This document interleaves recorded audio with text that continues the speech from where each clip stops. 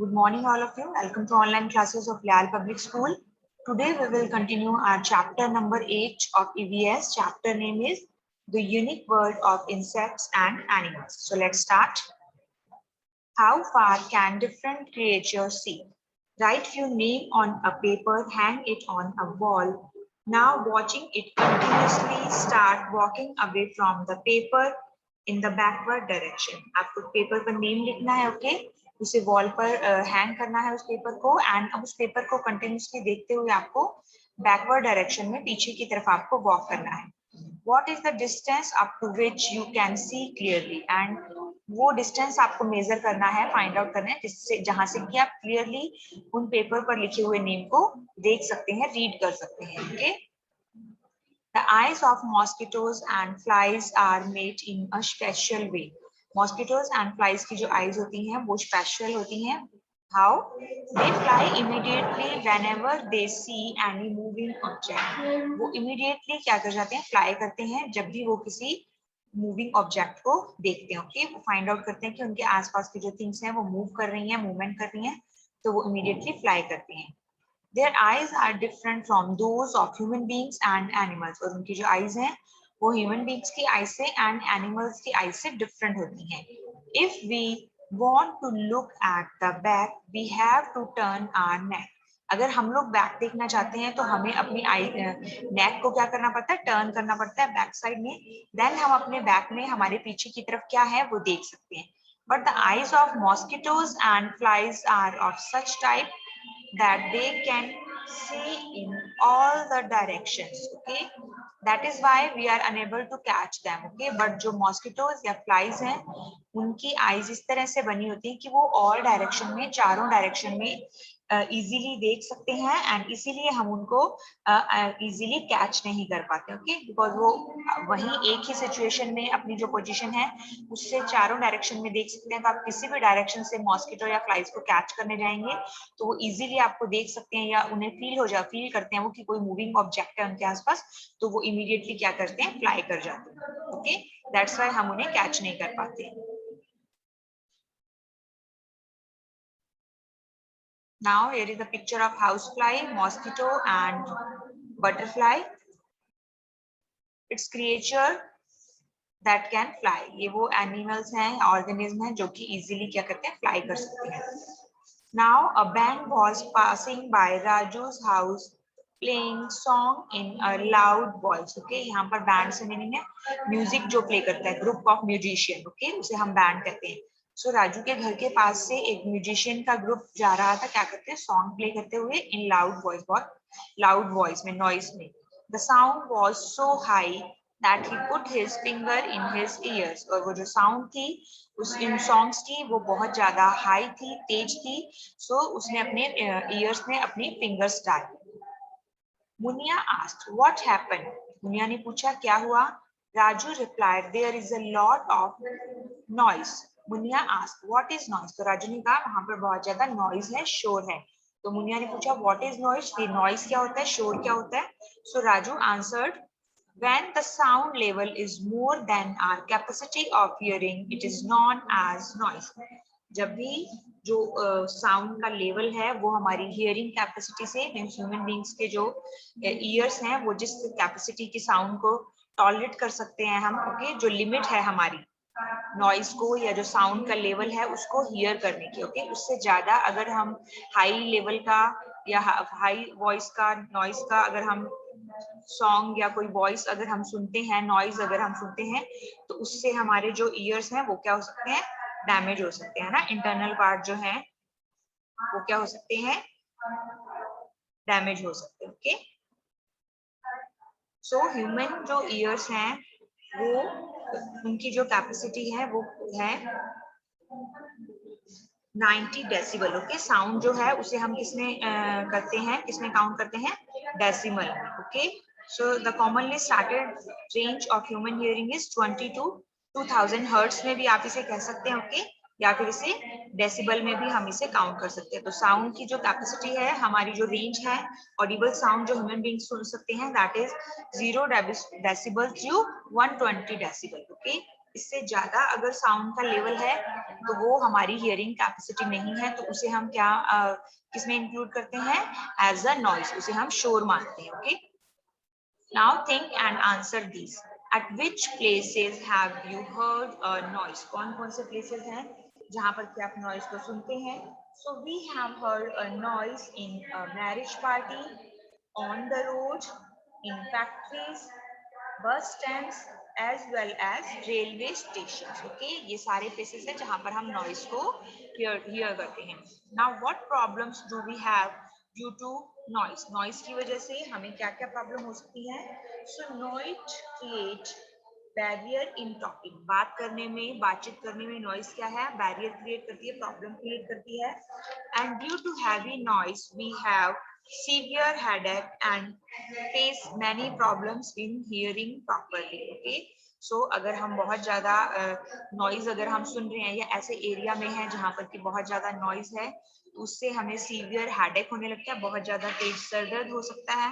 And उसके अलावा हम हियरिंग से रिलेटेड, हमारी सुनने से रिलेटेड, ईयर से रिलेटेड और भी जो हमारी प्रॉब्लम्स हैं उन्हें हमें फेस करना पड़ सकता है।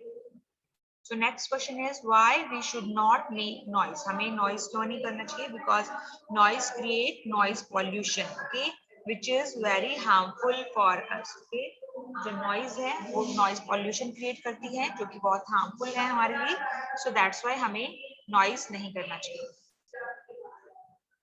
You must have seen that a dog becomes alert even if it hears a slight sound.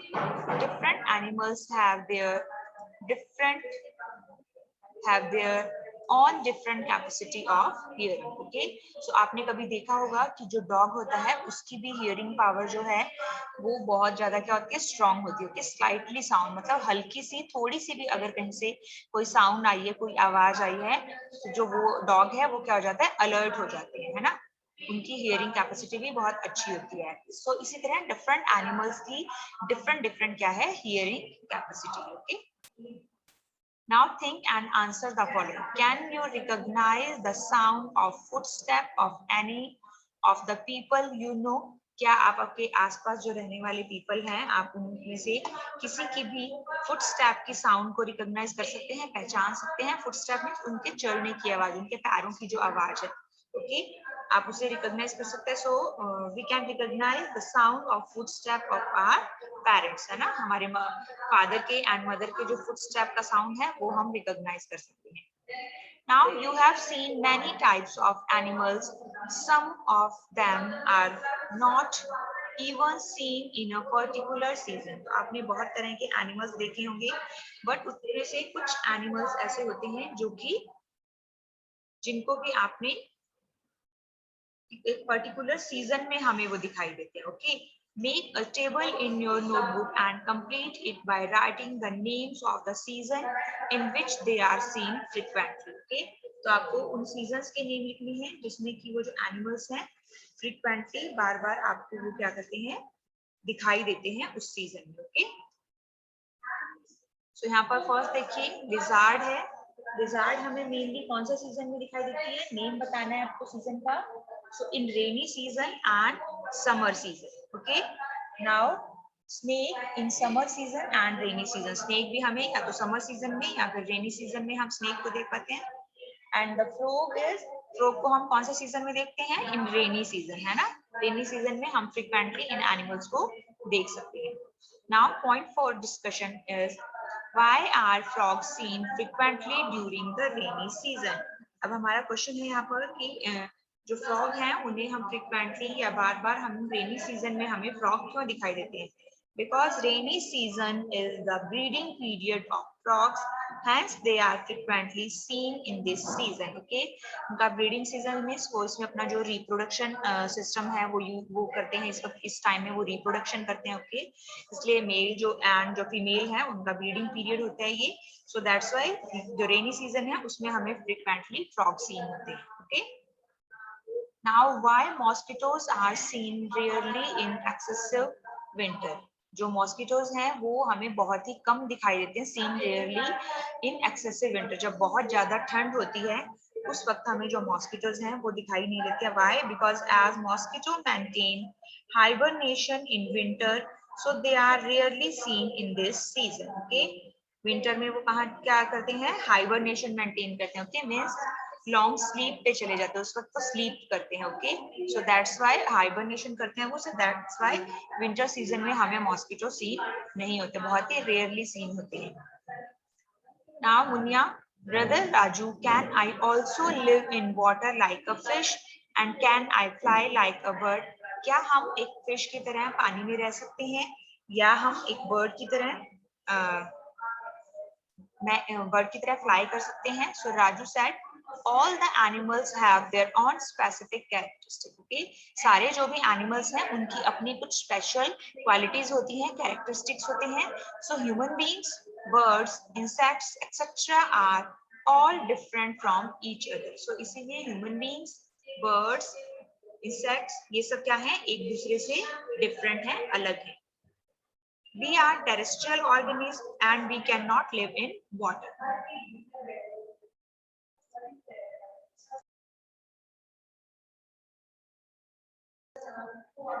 So हम क्या हैं? टेरेस्ट्रियल एनिमल्स हैं, animals that live on land. ऐसे ऑर्गेनिज्म या ऐसे एनिमल जो लैंड पर रहते हैं उन्हें हम टेरेस्ट्रियल एनिमल या ऑर्गेनिज्म कहते हैं. ओके, सो ह्यूमन बींग्स जो है वो टेरेस्ट्रियल ऑर्गेनिज्म है. We can not live in water, हम पानी में नहीं रह सकते हैं. Now next is colony of ant. Colony means group.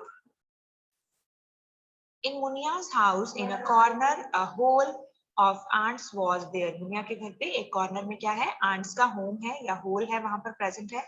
The ants were entering that hole in a row. And जो ants हैं, चींटियां हैं, वो एक रो में एक लाइन बनाकर उस होल में एंटर कर रही हैं. Similarly, many ants were seen moving under the plant pot in the garden. इसी तरह से बहुत सारी जो चींटियां हैं वो गार्डन में प्लांट का जो पॉट है उसके नीचे भी मूव करती हुई दिखाई दे रही हैं. The ground was a bit moist there. और ग्राउंड में क्या है? वहां पर थोड़ी सी मॉइस्चर है, वहां पर थोड़ी सी नमी है, गीला है ground. When the pot was removed from its place, the ants started moving here and there, carrying their eggs. और जैसे ही हम जो प्लांट पॉट है उसे रिमूव करते हैं, उस जगह से हटाते हैं, तो जो एंट्स हैं वो यहाँ वहाँ क्या करती हैं? अपने एग्स को कैरी करके, अपने अंडों को कैरी करके यहाँ वहाँ मूव करना स्टार्ट कर देती हैं. Munia's mother told her that the ants release a substance while moving, due to which the other ants moving just behind recognize their way easily. तो मुनिया की मदर ने उसे बताया कि जब आंट्स मूव करती हैं तो वो क्या करती हैं? एक सब्सटेंस रिलीज करती हैं. ओके, एक मटेरियल रिलीज करती हैं जिसकी स्मेल को रिकॉग्नाइज करके जो दूसरी आंट्स हैं जस्ट उस आंट के पीछे पीछे चलती हैं. ओके, उस सब्सटेंस की जो स्मेल है उसे रिकॉग्नाइज करती हैं, पहचानती हैं और एक आंट के पीछे दूसरी आंट चलती है. ओके, इस तरह से वो इजीली अपने रास्ते पर चलती हैं. When ants bite us, they release that poisonous substance in our body, due to which we have pain. और जब ants हमें बाइट करती है, चींटी हमें काटती है, तो उसी पॉइजनस सब्सटेंस को वो हमारी बॉडी में रिलीज कर देती है, बॉडी में एंटर कर देती है, डाल देती है. ओके, दैट्स व्हाई हमें उस स्पेस पर क्या फील होता है? पेन फील होता है. ओके, बट वो हमें हमारे लिए बहुत ज्यादा डेंजरस नहीं होता है वो पॉइजन. ओके, बहुत ही माइन्यूट होता है. सो दैट्स व्हाई हमें सिर्फ वहां पर इचनेस होती है या रेडनेस होती है. ओके, एंड थोड़ा पेन फील होता है. The ants always live in groups. They have their own word. और जो ants हैं वो हमेशा ग्रुप में रहती हैं और उनका अपना ही एक वर्ड है, अपनी ही दुनिया है. Ants make their colonies under the soil, in tree trunks and secured and safe places in our houses. और जो ants हैं वो अपनी कॉलोनीज या जो अपने ग्रुप हैं वो कहाँ बनाती हैं? अंडर द सॉइल, मिट्टी के नीचे, या ट्री ट्रंक्स में, मीन्स ट्री का जो स्टेम होता है, तना होता है, वहां पर वो अपने हाउसेस बनाती हैं, अपने जो कॉलोनीज है वो बनाती हैं. या फिर हमारे हाउस में जहां पर भी उन्हें सेफ एंड सिक्योर प्लेस लगता है वो उस प्लेसेस पर अपनी कॉलोनीज जो हैं वो वहां पर बनाती हैं. Clear everyone? Now think and answer the following.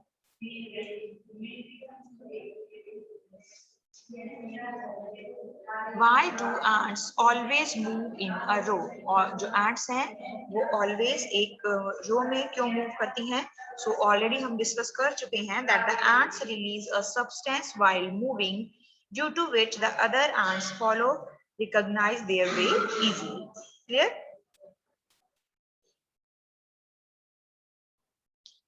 Now Raju and Munya's mother said that the ants do their work collectively by dividing it among them. तो राजू एंड उसकी मदर ने बताया कि जो ants होती हैं, चींटियां होती हैं, वो अपने वर्क को क्या करती हैं, आपस में मिलजुल कर कंप्लीट करती हैं. ओके, वो वर्क को डिवाइड कर लेते हैं कि कौन किस तरह की जो ants हैं वो कौन सा वर्क करेंगी, एंड इस तरह से वो मिलकर अपने वर्क को कंप्लीट करती हैं.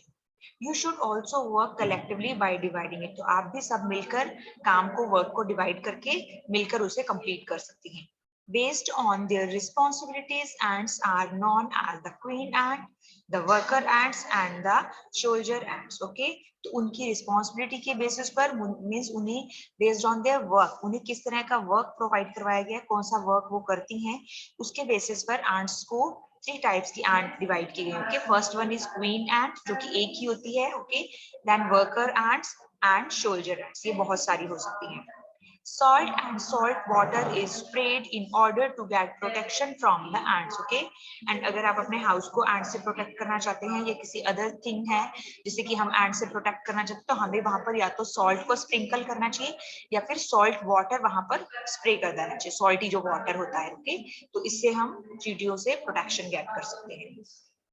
Nowadays, insecticides are used for protection from the ants.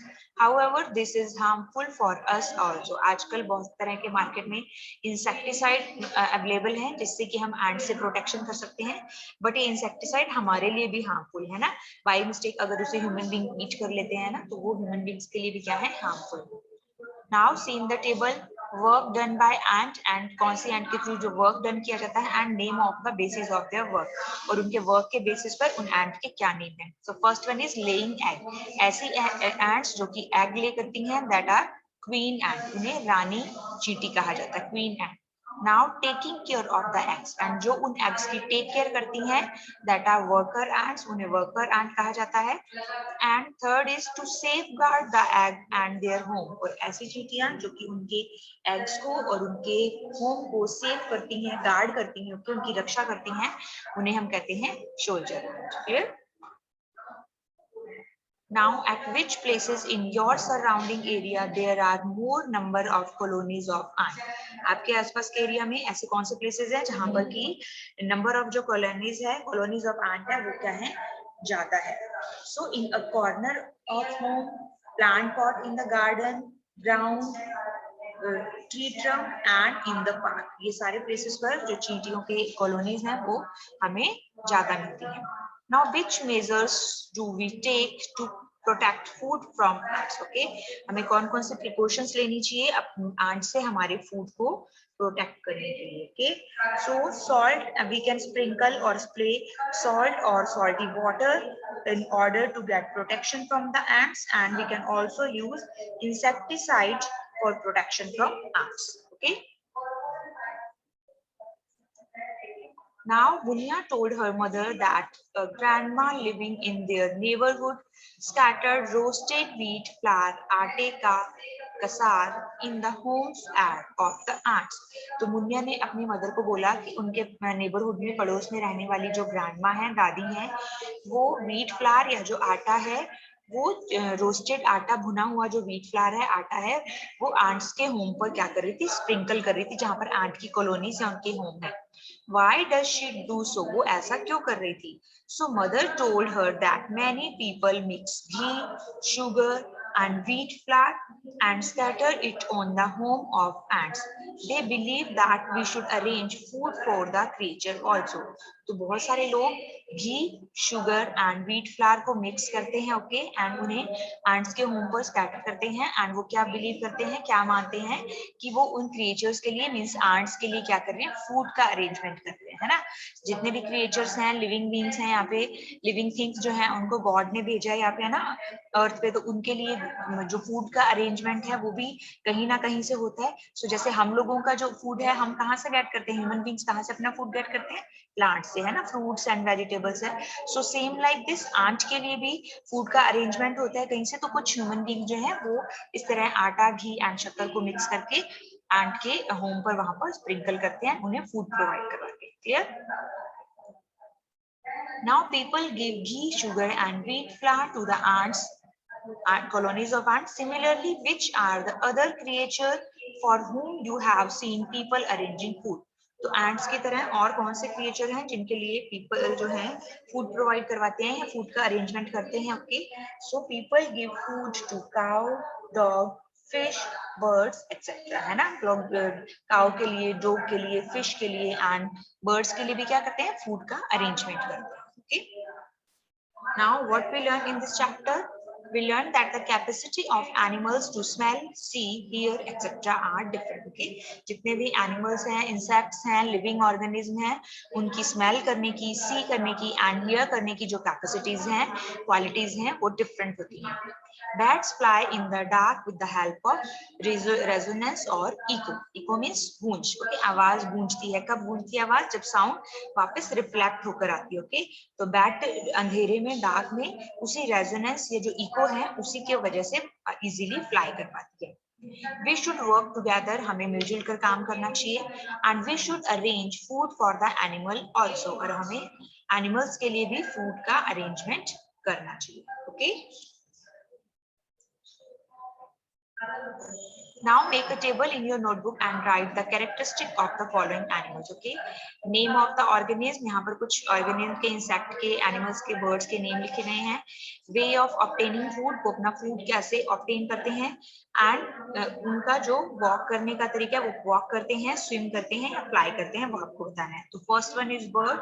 bird is picking, ये अपने food को क्या करती है, pick करती है and fly करती है। second one is fish. fish is swallow करती है अपने food को, निगलती है and swim करती है।